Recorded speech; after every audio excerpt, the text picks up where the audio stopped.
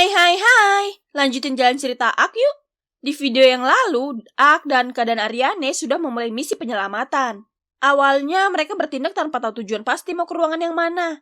Makanya mereka mengecek satu persatu ruangan yang ada di istana. Pas pintu ruang pertama dibuka, betapa terkejutnya mereka melihat seluruh penghuni ruangan sudah tak bernyawa dengan luka di tenggorokan. Karena tidak menemukan anak-anak elf yang diculik, mereka memutuskan buat berpencar. Mungkin karena Ak pakai dimension move, pelaku pemusnahan orang-orang yang tadi terciduk sama Ak. Ternyata pelaku itu seorang ninja. Melihat Ak ditemani makhluk spirit, ninja ini jadi baik dan membantu memberitahukan posisi keberadaan anak-anak elf yang diculik. Setelah dicek, ternyata benar, anak-anak elf itu ditahan di sini. Karena penahanan anak-anak elf ada di dua ruangan, setelah penyelamatan yang pertama, Ak bersama Ariane lanjut menyelamatkan anak-anak yang tertahan di ruangan lain, atau lebih tepatnya di istana. Well, daripada opening semakin lama, mending langsung aja nih di alur cerita Geikotsu Kishishama Tadaima Isekai EODK Keichu. Ak membawa Ariane menggunakan dimension move ke arah menara yang ada loncengnya. Bukan tanpa alasan, biasanya kamar atau ruangan penguasa pasti berada di paling atas istana. Niatnya sih mau menyusup, tapi pas sampai, ada dua penjaga. Lalu dengan cepat Ak menghalangi kedua prajurit ini menggunakan Wyvern Slash. Kita tahu sendiri lah ya teman-teman kalau kekuatan Ak begitu dahsyat. Jadi efek serangannya membuat lonceng segede gini lepas dari tempatnya. Mendengar ada keributan, seluruh prajurit mulai melakukan pencarian. Untung aja Ak bisa menyamar menjadi patung dan Ariane bisa bersembunyi di belakangnya. Tanpa membuang-buang waktu, mereka berdua kembali melanjutkan rencana. Di sisi lain, anak buah Triton mengabari kalau saat ini ada penyusup. Mendengar hal itu, Triton langsung ngomong, seharusnya masalah begini bisa diatasi tanpa harus ada campur tangannya. Tapi sayangnya penyusup ini bukan orang sembarangan. Mereka monster, kata anak buah Triton. Baru aja ngomong begitu, Ak dan Ariane datang. Udolan yang kebetulan ada di ruangan ayahnya setelah melihat Ak dan Ariane, langsung ketakutan dan berusaha kabur. Sedangkan kedua elf yang diculik langsung sumringah bahagia. Karena Triton belum tahu siapa kedua orang ini, jadi dengan santainya dia mendekat. Karena emosi kemarahan Ariane sudah memuncak, saat jarak Triton dengan dirinya sudah pas, tanpa aba-aba, dia langsung menendang area sensitif Triton. Gak kebayang itu sakitnya kayak gimana. Setelah Triton jatuh ke lantai, Ariane langsung menyelamatkan kedua elf ini. Sementara itu, Ak mengurusi Udolan. Ia tidak akan membiarkan bocah ini lolos. Baru juga diginiin, Udolan udah pingsan. Karena aksi memukulnya itu, Ak jadi nggak sengaja menemukan ruang rahasia.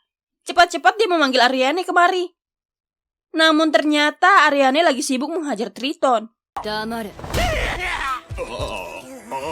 Ya Ariane tambah emosi. Katanya pihak manusialah yang pertama kali melanggar janji. Entah karena Ariane pengertian atau dia memang mau menemui Ak, kedua elf tadi dipersilakan berbuat apa saja ke Triton. Dikasih kesempatan begitu, jelas tidak akan mereka sia-siakan. Tak lama, para prajurit istana datang menolong Triton, namun mereka semua bukan tandingan Ariane. Hanya dengan memasang api di pedangnya, Ariane mampu mengalahkan semua prajurit-prajurit ini. Lalu Ariane langsung menyuruh kedua anak elf buat kabur dan pergi mencari Danka ke Lalatoya. Tanpa basa-basi, mereka pun kabur.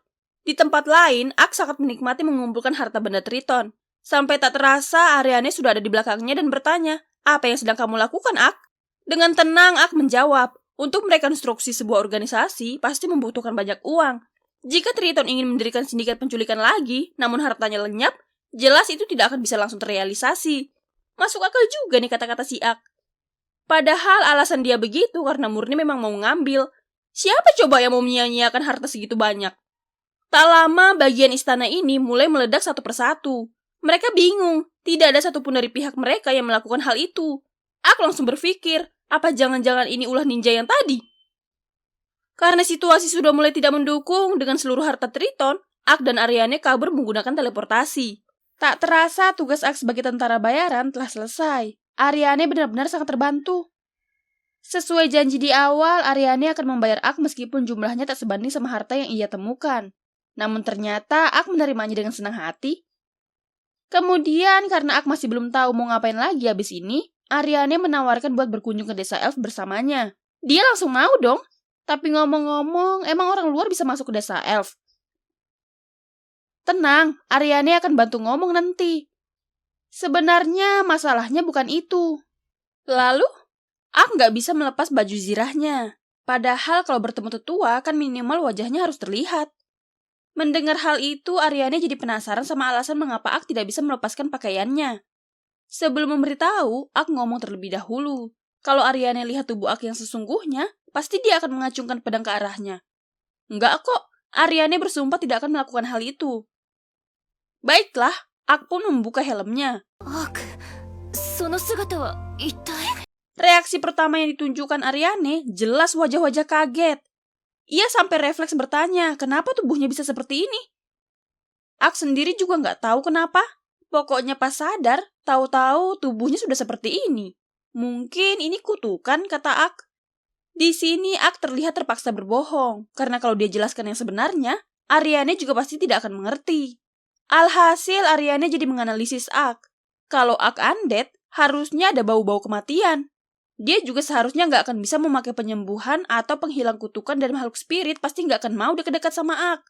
Baiklah, karena Ak sudah banyak menolong, Aryane mewakili seluruh warga elf berjanji tidak akan menyebarluaskan identitas asli Ak.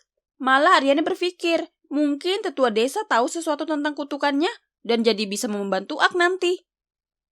Ak tentu sangat menghargai bantuan Aryane, lalu akhirnya mereka mengulang berkenalan secara resmi dan baik-baik.